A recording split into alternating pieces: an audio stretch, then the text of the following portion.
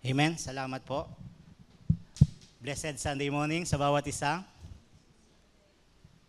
Pinabati ko po kayo ng mapagpalang araw ng linggo dahil kinikilala po natin na ang araw ng linggo ay pagpapala sa bawat isa sa atin dahil ito yung itinakda ng Panginoon upang magkasama-sama tayo, to have fellowship with one another, as well as to be uplifted with music and poetic songs, as well as to listen and to hear God's messages that would strengthen us sa ating pananampalataya. Ang tema po ng ating mga sermon sa buwan ng Mayo, alam naman na po natin, ay Fearless, Resting in God's Promises. Ang layunin po ng team natin na ito ay upang sa kabila ng mga kahirapan at kaguluhang nagaganap sa ating paligid, ang gulo-gulo po, alam niyo po parang toxic na mag-check ng social media, di po ba? Parang ang dami-daming mga information, di mo na alam sino pakikinggan mo. So sa kabila ng mga bagay na yon, magagawa pa rin natin na maging fearless o hindi matakot sa pamamagitan ng pagkapit sa mga pangako ng Diyos. O sabi nga, by resting in God's promises. Mag-review lamang po tayo. Noong unang linggo ng buwan, ipinaalala po sa atin ang isang mahalagang utos mula sa salita ng Diyos, which is to not be afraid. Do not fear, ang sabi po doon. Sa ikalawang linggo naman, ipinangaral sa atin ang dahilan kung bakit hindi tayo dapat matakot. That is because God is with us. Sabi nga, do not fear, for I am with you. Ipinapahayag po nito na ang mismong presensya ng Diyos ang nagpapakalma sa isang natatakot o nangangambang puso. Then, last Sunday, na-deliver naman sa atin ng isang powerful message, reminding us that we should not be dismayed or be anxious, palaging mag-alala or mag-overthink. So ibig pong sabihin sa mga nagdaang linggo o nagdaang 3 linggo, naka-encounter na po tayo ng mga mahalagang pahayag ng Panginoon upang tayo ay maging fearless. Those are, do not fear, for I am with you, and do not be dismayed, for I am your God. Ngayong umaga po, ipagpapatuloy natin ang paghimay-himay. So, isang verse lamang po itong ating pinag-aaralan, pero iniisa-isa po natin, hinihimay-himay natin kung ano ang nakapaloob sa napakayamang text na ito. Ang tinutukoy ko po ay yung Isaiah 41 verse 10. Then, ang magiging focus naman po natin sa text na ito ay ang ikatlong linya na nagpapakita naman ng isang pangako. So, yung unang 2 linya, yun ay mga statement or reminder sa kanila ng Panginoon. Pero itong ikatlong linya, ipinapakita na rito yung pangakong nakapaloob sa Isaiah 41:10. Ito ay ang sinabi ng Panginoon na, I will strengthen you and help you. Tayo po tayong lahat at basahin natin ang isang talata na ito. Ito po yung sinasabi sa kabuuan ng text. So do not fear, for I am with you. Do not be dismayed, for I am your God. I will strengthen you and help you. I will uphold you with my righteous right hand. Puri ng Panginoon sa pagkabasa ng kanyang salita. Makakaupo na po tayong lahat. So as you can see, brethren, the third line of this text that says, I will strengthen you and help you, reveals a relationship that empowers. Yan po yung topic natin ngayong umagang ito. Ito ay isang revelation of a relationship that empowers kasi ang pangakong ito ay karugtong ng isang mahalagang pahayag na I am your God. Sabi nga, do not be dismayed, for I am your God, then I will strengthen you and help you. So sinasabi po nito, mga kapatid, that if a person's God is the true God na nagpakilala sa Israel, may nakalaang pangako ang Diyos para sa kanya. Ang pangako nga ay, God will strengthen and help them.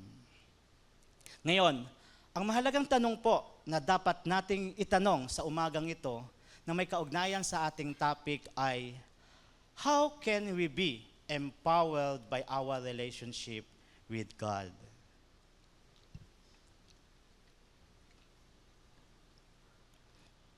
Minsan, hindi po ba mga kapatid, kahit Kristiyano na talaga tayo, no doubt, isinuko na natin ang ating buhay sa Panginoon at naglilingkod tayo sa Panginoon ng tapat at sa abot na ating mga kaya, may mga sitwasyon pa rin na nakakaramdam tayo na we feel weak or we feel helpless.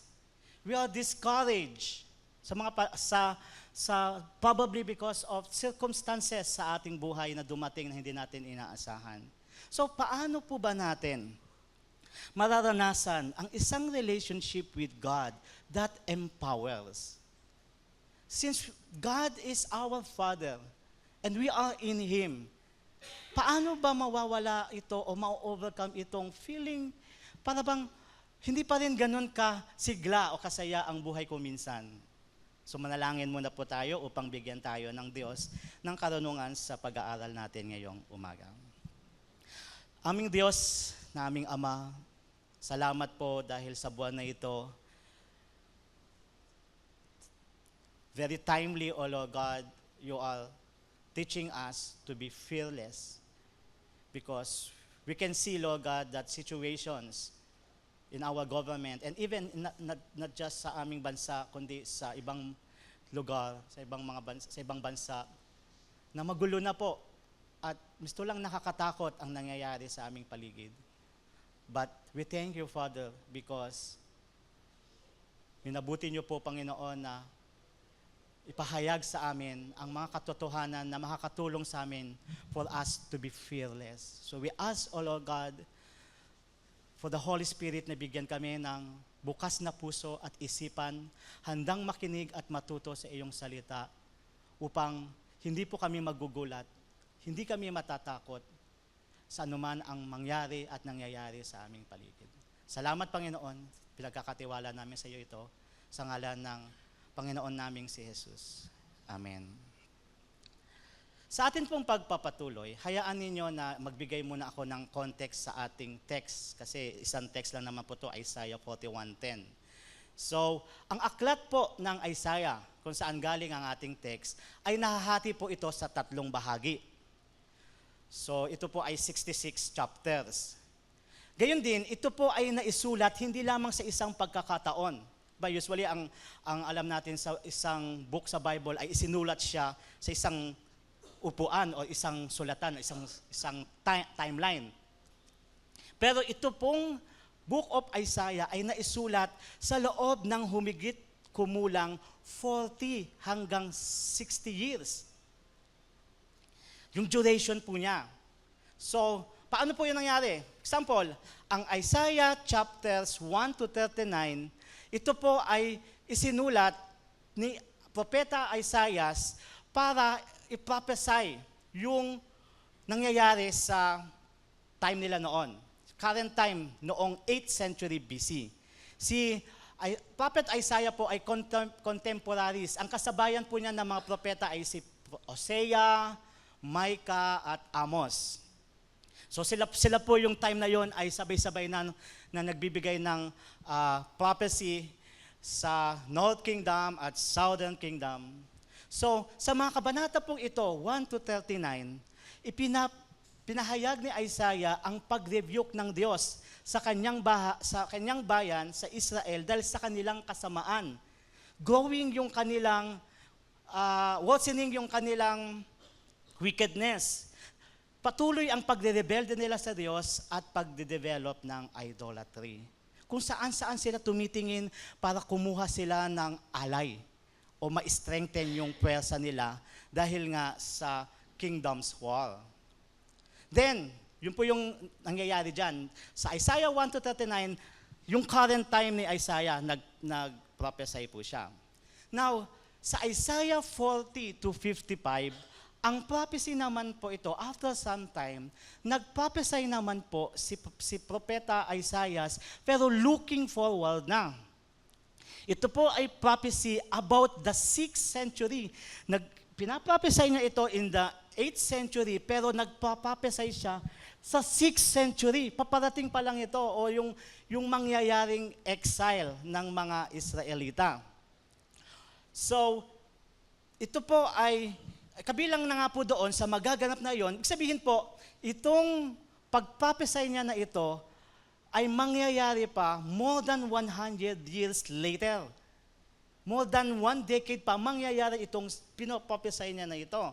Yun nga po, kabilang ang pagprophesy niya na iyon sa exile ng Israel sa Babylon, o yung panahong mabibihag sila at aalipinin sa ilalim ng kahariang iyon. Kaya po sa bahaging ito, ang mensahe ng propesiya ni Isaiah ay para sa bayan ng Diyos na matatalo, masasaktan, at mapapasailalim sa isang makamundong kaharian, namely the Kingdom of Babylon. Pero during this time, hindi pa ganun ka-powerful ang Babylon. Ang powerful sa time na ito ay yung Assyria. Then, sa sumunod naman na chapter, as we read the book of Isaiah, sa chapter 56 hanggang 66, tumutukoy naman po ito sa mga propesiya ni Isaiah tungkol sa mangyayari pagkatapos ng exile. Yung exile po ay magaganap for 70 years, then after that 70 years, may mangyayari po doon, pinapesay pa rin iyon ni Isaiah. Iyon po yung sa panahon na palalayain na ang Israel mula sa kanilang pagkakabihag sa Babylon. Kaya po yung mensahe na mababasa po dito sa 56 to 66 ay mga propesiya o mga mensahe na para sa recovering o would recover na people of God who would eventually re-establish themselves as a nation.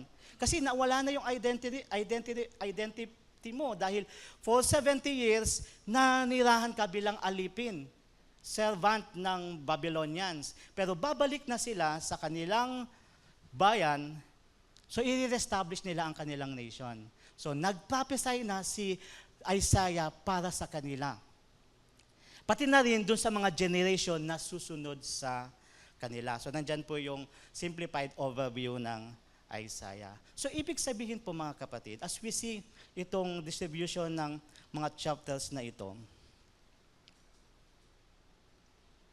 ang text po na pinag-aaralan natin at hinihimay ngayong buwan, which is Isaiah 41:10, ay propesiya ni Isaiah upang ihanda ang Israel sa pagdating ng panahon na sila ay maaapi ng mga Babylonians. Sa panahong iyon, sila ay matatalo, madudurog, at mapupuno ng takot.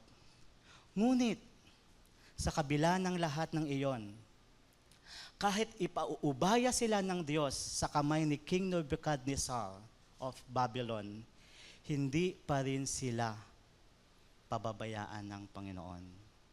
Patunay po ito, yung pagsugo nga po ng Diyos kay Propeta Isaias upang dalhin sa kanila ang mga mensahe ng pag-asa bago pa man dumating ang panahon ng kapighatian. Bago pa man dumating ang panahon ng pagdurusa, in-establish na ng Panginoon sa puso nila yung pag-asa na dapat daladalin nila at ipapasa nila sa mga susunod na lahi hanggang dumating ang fulfillment ng prophecy na ito. At ang mensahe nga pong iyon, kabilang ang Isaiah 41:10. So do not fear, for I am with you. Do not be dismayed, for I am your God. I will strengthen you and help you, and I will uphold you with my righteous right hand. And this brings us to the first point of this sermon. How can we be strengthened or empowered by our relationship with God?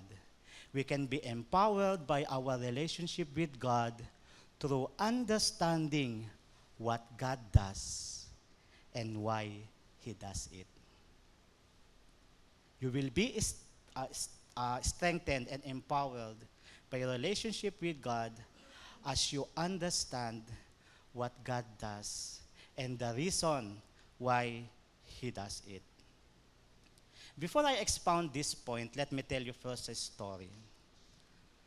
So po ito ay kwento ng isang seaman. o tripulante. So naglalayag po siya sa dagat, sakay ng isang barko. Sa kalagitnaan ng karagatan, bigla silang nakasalubong ng isang malakas na bagyo. Sa madaling salita, hindi kinaya ng barko ang malalakas na hampas ng hangin at alon, kaya iyon ay tuluyang nasira at lumubog. Ganun pa man, bago tuluyang mawasak ang sinasakyang barko, nagawa pa muna ng seaman o ng tripulante na makatalon sa barko, at least man lang masagip ang buhay niya, kasabay ng isang mataimtim na panalangin. Panginoon, kayo na po ang bahala sa aking buhay. So hindi niya po alam kung ilang oras siyang nagpaanod-anod sa dagat bago siya napadpad sa isang liblib na isla. Agad-agad, bumangon siya, naglibot-libot, nagkolekta ng mga kagamitan at gumawa siya ng bahay kubo para magiging tirahan niya. At dahil siya ay isang seaman at madiskarte, gumawa din siya ng ilang kagamitan para sa pang-araw-araw na kakailanganin niya. Gaya ng gasera o ilawan, dahil walang kuryente doon, so kailangan niya ng ilaw. Pangbingwit ng isda para sa kanyang pagkain, katre o papag ng nakawayan para sa kanyang tulugan, at iba pa habang nakikita niya kung anong kakailanganin niya. So sa pagdaan ng araw, nakasanayan na ng tripulante ang buhay sa isla. Ngunit, hindi pa rin naman siya nawawalan ng pag-asa at sumusuko sa pananalangin. Panginoon, ikaw na po ang bahala sa aking buhay. Sagipin niyo po nawa ako sa lugar na ito at ibalik sa aking pamilya. Nagtitiwala po ako sa iyo. Amen. Isang araw, habang namumulot ng pagkain sa dalampasigan, kumukuha siya ng pagkain for his breakfast, napansin ng tripulante na nasusunog ang kanyang ginawang bahay kubo. Nakalimutan pala niyang patayin yung pagkagising ang ginamit niya na gasera nung gabi at natumba iyon dahil sa hangin. So habang nakikita niya yung makapal na usok ng nasusunog niyang kubo, doon na siya, mga kapatid, pumigay at nakaramdam ng galit sa puso. Humarap siya sa dagat, tumingala sa langit at sumigaw, "O Diyos, ano pa ba ang gusto mong gawin sa buhay ko? Araw-araw hindi ako sumuko sa pag-asa at paghiling sa iyo. Nasagipin mo ako mula sa islang ito at ibalik sa aking pamilya. Pero ano ang ginawa mo? Ang nag-iisa kong kanlungan laban sa init at ulan ay sinunog mo pa. Wala na akong natitirang lakas para gumawa ng isa pa." Kasabay nung kanyang paghagulgol ay yung pag-express ng lalaki ng kanyang sama ng loob dahil sa masaklap na pangyayari sa buhay niya. So maya-maya, habang nakatingin sa dagat, medyo hilam pa ang kanyang mga mata sa luha, may nakita siyang paparating na barko. Hindi siya makapaniwala. May isang barko na nakapansin sa isla. Sa liblib na isla, may nakapansin. Ngayon ay nagpadala ng lifeboat para sagipin siya. Pagkakuha pa lang sa kanya ng mga sumaklolo, agad-agad pumunta ang lalaki sa kapitan ng barko at taos-pusong nagpasalamat, "Kapitan, maraming salamat at sinagip ninyo ako. Pero paano po ninyo nalaman na naroon ako sa isla?" Sumagot ang kapitan, "Nakita kasi namin ang ginawa mong malaking siga. Nang makita namin ang makapal na usok, naisip namin na baka may tao sa isla na nangangailangan ng tulong. At yun nga, nakita ka namin. Pasalamat tayo sa Diyos at nailigtas ka."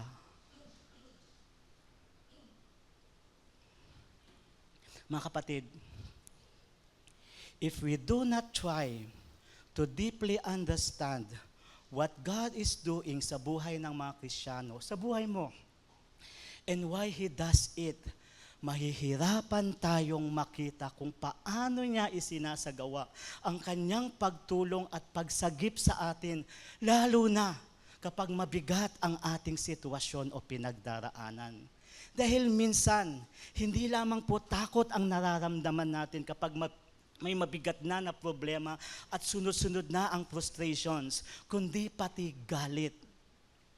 Dahil sa frustrations, ibinabato natin ang ating sama ng loob sa ating pamilya, sa asawa, sa mga anak, o kahit kanino paman at anuman sa tingin natin ay may kasalanan kung bakit tayo nakakaranas ng kahirapan o kapighatian sa buhay.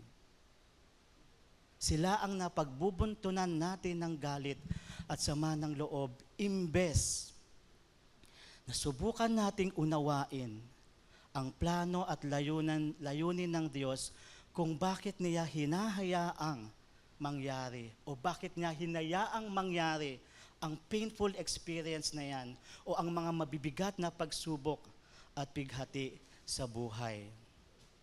Kaya po na nangyari sa mga Israelita. Upang maituwid sila mula sa kanilang wickedness at idolatry, sa palalim nilang paghanga sa makapangyarihan, ngunit makamundong mga bansa sa paligid nila, na para bang wala na silang, hindi na nila kinikilala ang Diyos. Ang situation nila ay palala ng palala. Nagdesisyon na ang Diyos na disiplinahin sila by allowing them to be defeated by King Nebuchadnezzar and the Babylonians and to be exiled for a long time, or 70 years to be exact.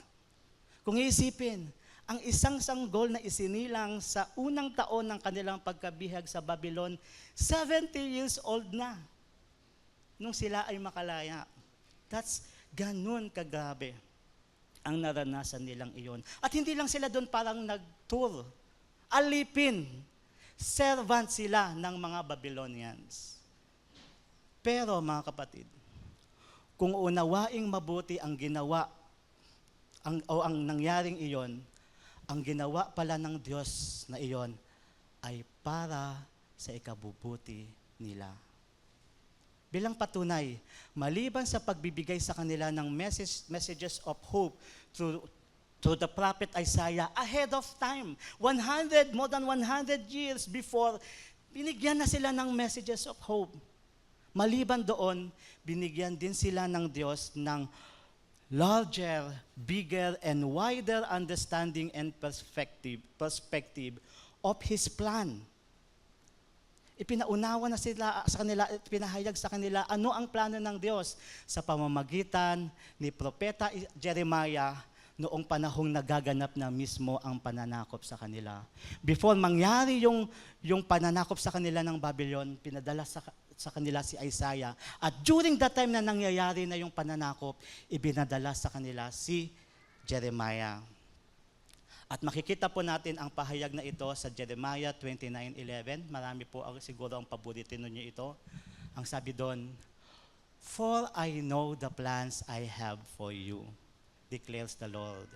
Plans to prosper you and not to harm you. Plans to give you hope and a future."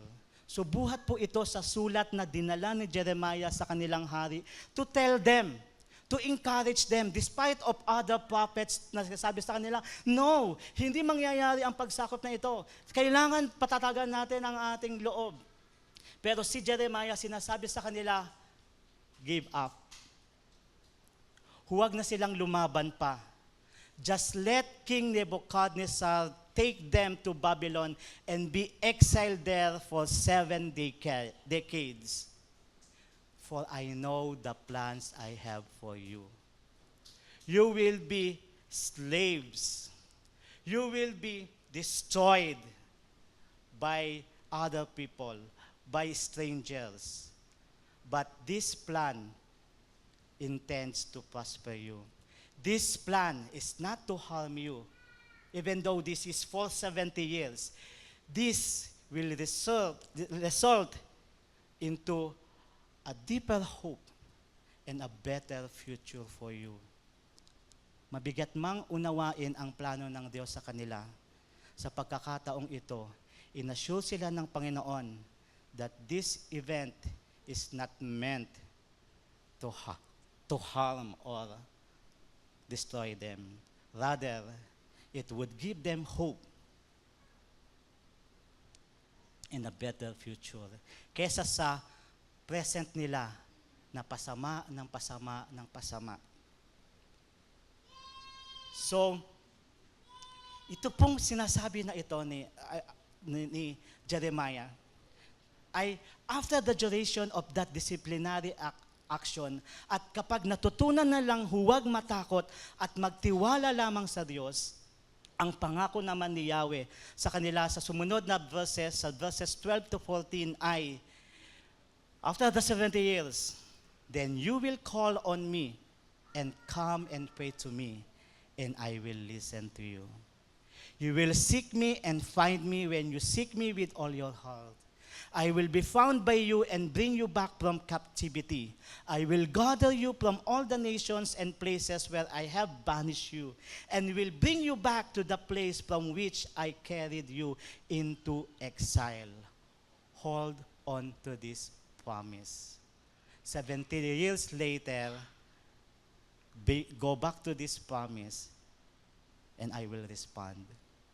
Tandaan po natin, mga kapatid, fear weakens not only the body, but even the spirit. Fear can paralyze us and blind us from doing what is right in the eyes of God. Marami ang gustong gumawa naman ng tama, lalo sa gobyerno natin. Pero natatakot sila, matanggalan ng pondo, mademanda sila, so kung ano-ano pa mang gagawin sa kanila na panghaharas. So magpatianod na lang sa sistema because of fear.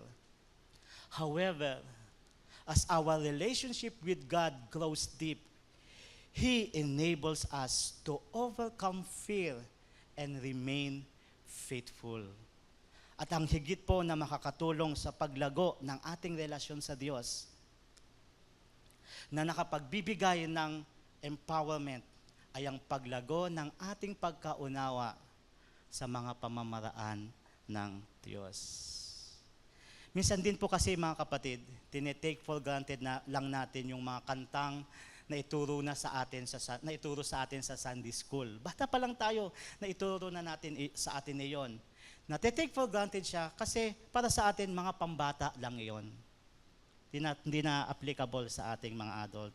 Ngunit, kung pag-iisipang mabuti, makikita na nagpapahayag nga pala ang mga ito ng fundamental truths na kapag na-establish sa atin nung bata pa tayo, will establish our feet on the solid grounds, ang ating pananampalataya na makakatulong sa ating paglago bilang mananampalataya ni Kristo.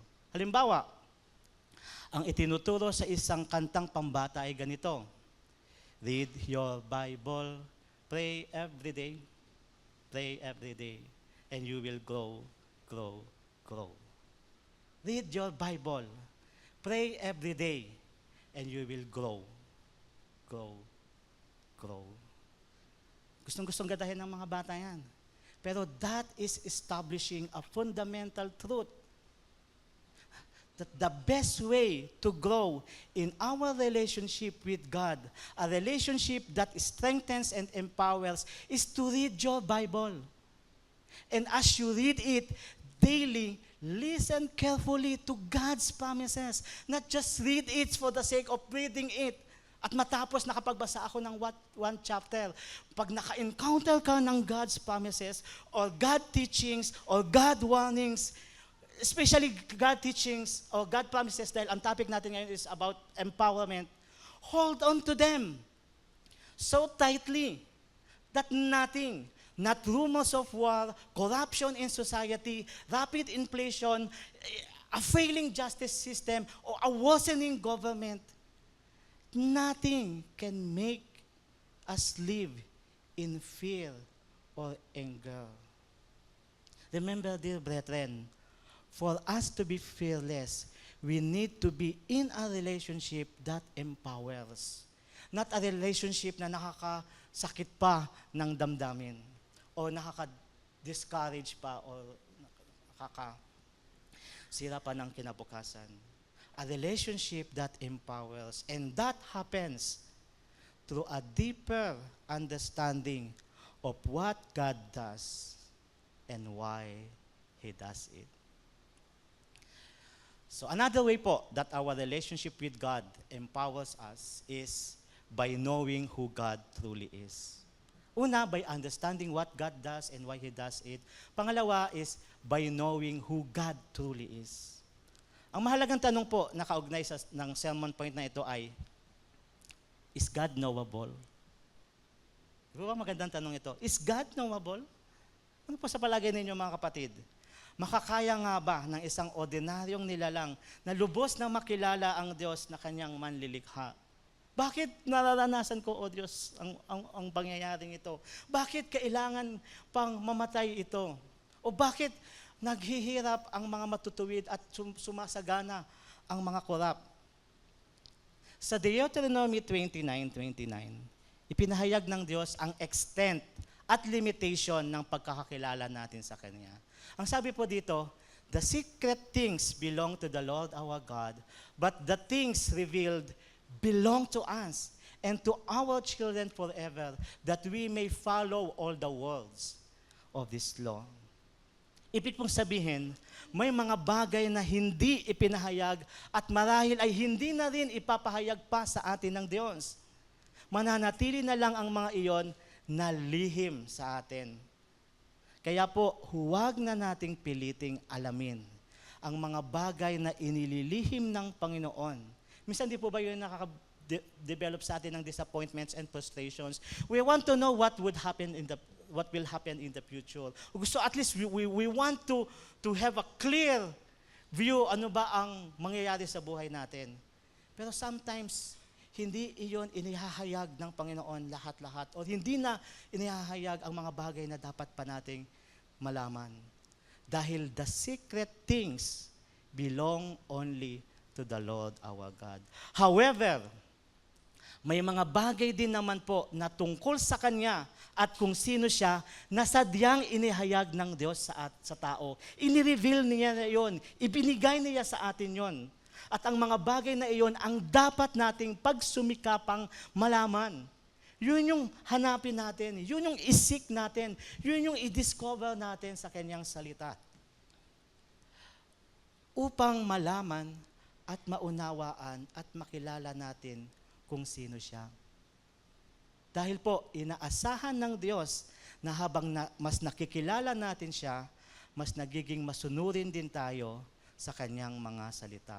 Gaya nga po ng sinabi sa ating verse, the things that are revealed belong to us. The things that are revealed, ni-reveal ng Diyos, yan ay para sa atin. At sa ating mga anak, para ipasa natin sa kanila. At ang purpose noon, inireveal iyon ng Diyos, that we may follow all the words of His law. Sa katunayan, dito po mismo sa Isaiah 41, bago po ipinahayag ng Diyos ang napakagandang pangako na ito, na palalakasin at tutulungan niya ang mga sumasamba sa Kanya bilang kanilang Diyos, nagpakilala muna siya kung sino siya. So focus muna tayo sa 41. Sa ibang mga chapter, nagpakilala na siya, pero dito sa chapter 41, sa verses 1 to 4 pa lang po ng Isaiah, ito po ang sabi sa Tagalog version, tumahimik kayo at makinig, kayo na nasa malalayong lupain, pag-ibayuhin ninyo ang inyong lakas at dalhin sa kahukuman ng inyong usapin. Doon ang panig ninyo ay papakinggan upang malaman kung sino ang may katwiran. Sino ang nagdala sa isang mananakop mula sa silangan at nagbigay ng tagumpay sa lahat ng kanyang makikipaglaban. Ang mga hari at mga bansa ay parang alikabok na lumilipad sa bawat hataw ng kanyang tabak at parang dayaming tinatangay dahil sa kanyang pana. Buong bilis na tinutugis niya ang mga kaaway, ang kanyang mga paay hindi halos sumayad sa lupa. Sinong nasa likod ng lahat ng ito? Sinong nagpapagalaw sa takbo ng kasaysayan mula sa pasimula? Akong si Yahweh, na naroon na noon pa man, at mananatili hanggang sa katapusan. Alam niyo po, habang maingat nating pinag-aaralan ang mga talatang ito, mas makikilala natin kung sino ang Diyos na nagpapakilala sa propesiyang ito. Sa mga talata, makikita natin that God calls His people to see and realize that no nation can match His sovereignty and the strength that He gives to His believing people. Kaya nga po, ang challenge ng Diyos sa verse 1, sige, magtipon-tipon kayo. Let the nations renew their strength. Ipunin nyo ang buo ninyong lakas. Let them come forward at humarap sa akin at magsalita.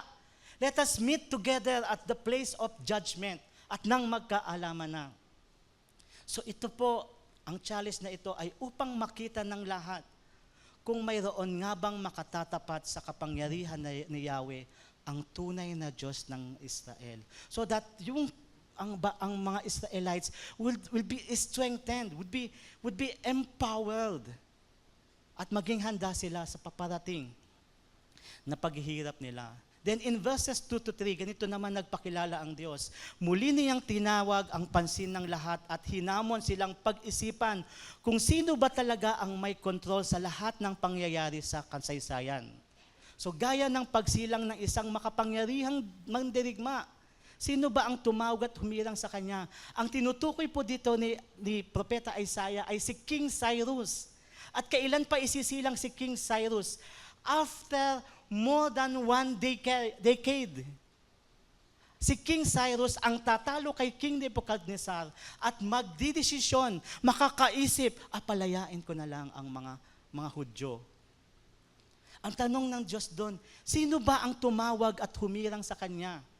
At maging ang paglakas ng kanyang hukbo, ang pag-collect niya ng kanyang mga alay, ang mga pagtitrain sa kanya, ang pagde-develop sa kanila, pati yung mga matagumpay na yung pakikipaglaban, ang mga strategy na kanilang gagawin, ang kanilang pag-uusap, ang mga military tactics na kanilang gagawin para matalo nila ang mga powerful nations sa paligid nila. Ang tanong ng Diyos doon, sino ba ang nagdala sa kanya, sa mga tagumpay na yon? Ang lahat ng mga pangyayaring ito, ayon sa mga talata, ay hindi basta nangyari ayon lamang sa kapalaran. Pagkasilang ni King Cyrus, ay powerful na siya. Na-develop pa iyon.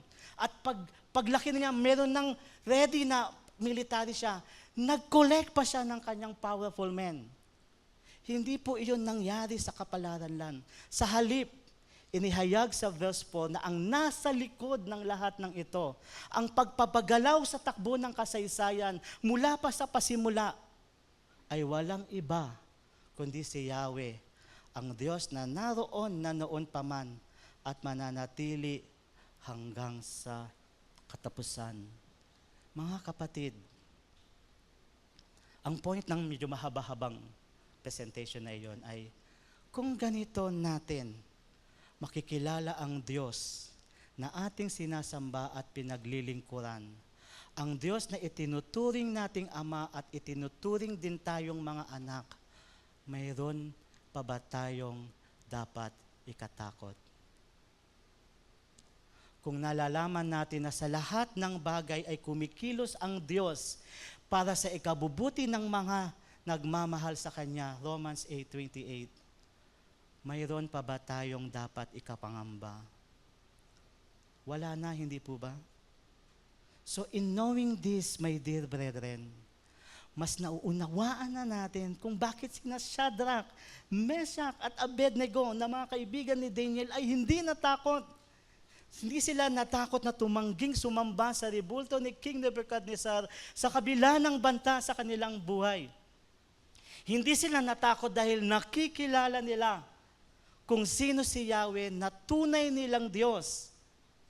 That He was in control even of their situation. We want you to know, King Nebuchadnezzar, that our God can able to save us. But even if He will not save us, we will not bow down. Because we have already decided we will bow down only to one God. And that is Yahweh. Because I know Him much more than this death that you threat me. So, tandaan po natin, although there were threats to their lives, they were never truly in danger. Why? Because God was with them. Kaya mga kapatid, The Word of God challenges us, challenges you today to stop and think about this. Ano ba talaga ang kinakatakot mo sa buhay? Ano ba talaga ang aking pinapangambahan? Maaari ba nating pag-isipan ito, mga kapatid? What is really preventing you from fully surrendering everything to God and doing everything for Him fearlessly, without any distractions, without anything that hinders you from giving your best, giving what can give glory to God and praises to His name, despite of threats or whatsoever man na posibleng mangyari sa paligid natin. Tandaan natin, mga kapatid, sa anumang laban sa buhay na kinakaharap mo ngayon o kinakaharap natin, bawat isa, may isang katotohanan na nais ipaalala sa iyo ang Diyos. That is, the Lord will fight for you. You need only to be still. Trust Him. Believe in Him. And get your strength and empowerment from our faithful Father. As long as we remain in the presence of the Lord, there will only be peace in our hearts and praise on our lips na alay natin sa Panginoong nakikilala natin ng lubos. Hanggang dito na muna, mga kapatid, ang sermon natin sa oras na ito. Bago po ako magtapos, hayaan ninyong maiwan ko sa inyo ang katotohanan ito. Knowing God, or knowing who God truly is, and understanding what He does and why He does it, empowers believers to overcome fear and live fearlessly. So, let's be fearless. God bless us all. Mamalagi nawa tayo sa presensya ng Panginoon.